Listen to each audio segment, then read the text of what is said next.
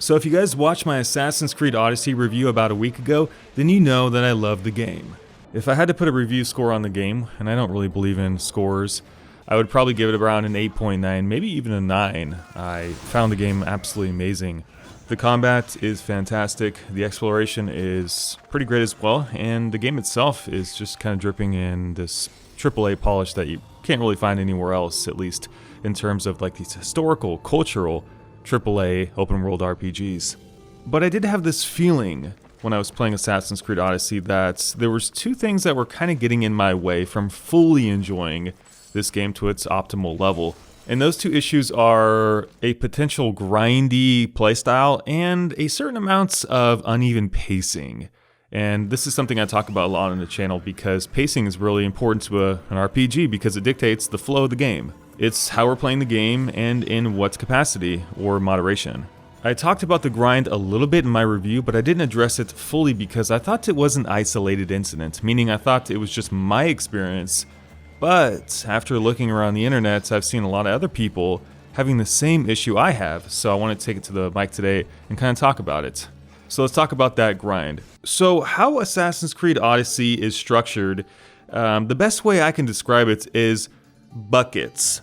You can call these buckets zones or areas, but what I mean by buckets is a certain amount of playtime doing certain activities, and then repeating those buckets again and again and again. And this is basically how Assassin's Creed Odyssey is structured. And why it's a big issue is because there's an in-game store that many people have speculated is the reason that this gameplay pacing and design structure has been put in place. What I want to talk about is the specific grind between level 12 and level 17 that I experienced on both playthroughs. So let me give you some context to what's going on. You basically start the game at level 1, of course. You get your ship at level 6, which is around 3 to 4 hours of playtime. Then at level 10, you meet the cult, you visit the forge, and you talk to either Cassandra or Alexios, depending on who you're playing, which is about 8 hours in. And then at level 12, you arrive in Athens, and this is where, for me, problems started to surface. This was around 10 hours in. So leading up to this moment, basically how the game is structured is, like I said, buckets or areas. Each zone from Catalonia onwards is littered with quest markers and things to do. There are main objectives, you have side content, you've got rare animals that you can kill, there are synchronization points, there are fortresses littered all over the map that you can kill the leaders, you can burn the war supplies, you can find all the hidden treasures. All of that stuff is going to give you experience, in addition to doing all the side activity on offer and, of course, finding all the undiscovered points of interest that also give you experience. So all this stuff gives you a way to level up. The issue for many people is that they're not going to want to do all this extra content because there's a lot of fluff in Assassin's Creed Odyssey. Not all of it's bad. I mean, generally how it's presented makes you want to play it because there is a fully directed camera during the cutscenes, it's fully voice acted, there's choice, you can respond to dialogue. It's very engaging in that aspect, but in terms of the actual gameplay content, some of it is pretty drab. For me, I just wanted to focus on the main campaign, maybe do a few of the interesting side quests. I kind of wanted to wander off, explore the lands, see what I stumbled into, but for the most part I wanted to stick to the main story because that's what's interesting to me. But still, I did a lot of side content. I didn't go out of my way to look for it, but what I stumbled into, I did. And I was level 12 when I got to, like I said, Athens, 10 hours in or so. This is where the problem for me happened not only once, but twice. But I think most people will be from level 11 to about level 13 when they arrive in Athens. And the next quest in the main campaign is level 17, and it's called A Venomous Encounter. Now let me tell you something about this quest. It is, for some reason, incredibly difficult to kill this one person, and it's a really simple quest. You just walk like 200 meters outside the city, and there's a guy sitting in a tent surrounded by snakes, and you have to kill him. But the thing is, if you're underleveled in this game whatsoever, it's incredibly difficult to proceed and kill enemies, let alone a boss in a main story mission. Keep in mind, story missions give you a lot more experience than side content, and I think this is where the problem starts. The experience structure in Assassin's Creed Odyssey is like main campaign 5 to 6 times more experience than any given side activity. So the game is telling you, focus on the main objectives, which is what I did. So I got to this encounter, and I died over and over and over. I started playing the game on hard, but then I put it down to normal, and then I even went down to easy just to try to kill this guy at level, like I said, 12. Couldn't do it. I came back to this boss at level 13, level 14, level 15 on easy, and I still couldn't kill him. He does this AoE poison attack that really hurts. He's surrounded by snakes, and he seems to have like no recovery time in between swings, so it's hard to get in attacks and actually kill this guy, especially when you're underleveled. So I couldn't kill him no matter the difficulty, so I was back to grinding from, like I said, level 12 to level 17. And this is kind of where things fell apart for me, at least in terms of my repeat playthrough. It took me like 5 hours to grind from level 12 to level 17 so that I can actually kill this guy and move on with the main campaign. Now, if you ask me, 5 hours early on in the playthrough to get from point A to point B is not acceptable in terms of quality game pacing that rewards players for listening to what the game tells you. And what the game tells you is focus on the main campaign, because it gives you, like I said, like 5 to 6 more times more experience. So like many people, I was forced to just drop this quest cold turkey, go out and grind 5 hours, and you know, it's just not the most exciting thing to go out and do side content versus keep on board with the main campaign, because the main campaign is actually really interesting, especially late game. This exact situation happened when I played the game again, which is why I'm making this video, because I think most people are going to run into this digital roadblock. So I'm here to warn you guys right now, don't get stuck in this position. Assassin's Creed Odyssey wants you to complete every single main campaign, side content, point of interest, synchronization points, animal discovery, everything. You've got to seek out all the optional content to make sure that you don't get stuck in these roadblocks, because this is not the only roadblock. There are at least, for me anyway, there was at least 3 to 4 main campaign roadblocks where I was severely underleveled, forced to retrek old territory and get myself up to the appropriate level so that I could actually proceed with the main campaign. For some people, this is not going to be a problem, because from the get-go, these people will seek out all the optional content and they'll never be underleveled. And that's fine, but those are not all the players out there, right? There's a lot of players out there who just want to focus on the main campaign, and they're going to just hit this weird point in the game where they can't proceed unless they go back and do content that they were previously offered.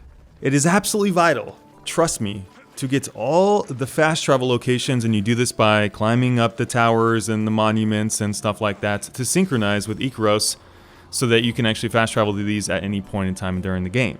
Make sure you do this, because if you play like I did, you're basically going to be a homeless bum going back to scavenge for all the side content in the prior areas. To make sure you don't fall behind, here are 2 quick tips before I get on to the second part of the video. Number 1, wander off into areas that the game does not send you to. This is critical for you to stumble upon points of interest, find rare animals to kill, which also give you a lot of experience, and do side content that you would normally run into. Just go wander off, trust me, it'll be actually pretty rewarding, because the game is absolutely drop dead gorgeous. The game will take you to some really amazing places if you just kind of go off the beaten path. And number 2, make sure to fully complete all the enemy outpost items. Now these items are pretty easy. It's basically kill the leader, burn all the war supplies, and find all the hidden treasure. Now how you do this really quickly is you call in your best friend Icaros, the eagle. If you're using an Xbox pad, just hold the left trigger and he's going to zoom in and identify where these items are. Get all of them and you'll get a boost of experience on your way out. It's a really nice way to complement your experience gains throughout your journey.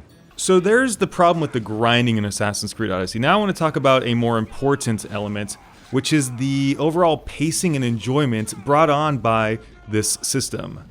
So like I said earlier in the video, I talked about how the game was designed in this kind of bucket replayability standpoint, where each area has a ton of stuff to do. You go into a new zone, you grab the quests, you do the side content, you find the hidden monsters, you do the undiscovered locations, you grab the secret tablets, you do all the fortress content that I just went over, and then once you exhaust all the content, then you kind of go to a new island and you do it all over again. This would be a complete bucket of content, and usually I would say that it's around 3 to 4, maybe 5 hours on average for each individual bucket. While most of this content is actually really enjoyable because the game is dripping with a AAA polish you can't really get anywhere else, at least in terms of this particular style of game in an open world format, it does wear on you though as time goes on. The weird part is I didn't feel it too much for like the first 20 to 30 hours, but this game is so massive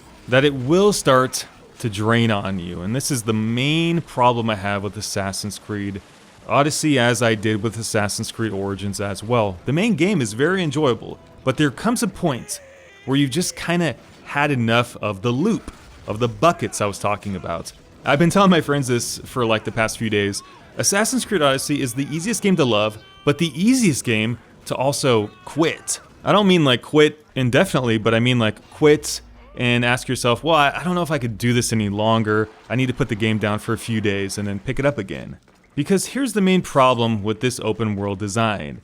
You might come to a point, just like I did, where you can't stomach starting the routine of a new area again. I mean, imagine this for a second. You've just spent the last 4 to 5 hours in this little area of the game, doing all the content, the side activities, all the optional content as well. You've spent the entire day there, listening to the people, talking about the stories, helping people out, progressing through the story.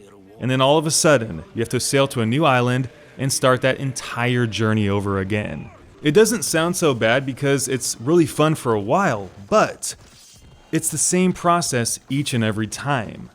I had a lot of fun in Assassin's Creed Odyssey, but in each zone I just got this feeling that I was going through this cycle of doing the same things over and over and over in the same patterns as well. And eventually, somewhere along the lines, maybe 30, 40 hours in, it just got less exciting as the game went on. Thankfully, the game is really fun, and the story picks up really, really nicely as you get deep into it. It gets really exciting. But this systematic process of going through this routine content over and over and over in the same fashion, it really started to wear on me. And I recalled the same feeling each and every cycle. Just this, oh man, I gotta do this all over again. You know, I'm not being dramatic either. It can drain on you, this game, and that leads us to our final discussion, which is the in-game store. There's been a lot of conversation out there, Twitter, Reddit, etc. The usual scenario being, someone will bring up the in-game store and wonder if it's exploitative, and then someone will come to its defense and slap it down. Here's my opinion. Number 1, the in-game store wouldn't be there unless they wanted you to use it. Number 2, I find it very interesting that most of the roadblocks in Assassin's Creed Odyssey that would compel people to use that in-game store and buy the booster are located in the early stretches of the game. As you get on with the game, it becomes less grindy, it becomes more enjoyable, you become this true Spartan badass, you get all these cool abilities, the map opens up to you in a big way, and the story starts to get really, really fast and interesting really, really quickly. So the problems are self-contained, I think mostly during the early stretches of the game and maybe the early mid-game as well. To me, this almost screams design decision early on, right? You know what I'm saying? Like, we've built this game to be really stringy, really grindy, so let's put the bottlenecks in early so people are compelled to visit that in-game store and get the booster really early on, which incentivizes them to complete the game. I'm not sure, I mean, you guys can leave me your comments down below, but I think Assassin's Creed Odyssey was definitely built as a grindy game, and it was built in these buckets where you have to do this, and then this, and then this, and it's all very routine, and very samey, very systematic. Some people out there, I think mainly completionists, are gonna mop this up and they're gonna absolutely love it, but for people like me, it is quite off-putting. Thankfully, the game is so good overall that I can, for the most part, excuse this pacing issue that I have with the game. But I think it's at least worth talking about it, so make sure to leave me your comments down below. You guys have probably played Assassin's Creed Odyssey by now, so maybe you guys have had the same experience. Maybe you have not. Let me know down below once again. I think right now, given the high praise of Assassin's Creed Odyssey, this is definitely the unpopular opinion, but I most certainly wanted to play devil's advocate to explore both positions. So drop those comments down below, guys, and have yourself a fantastic day.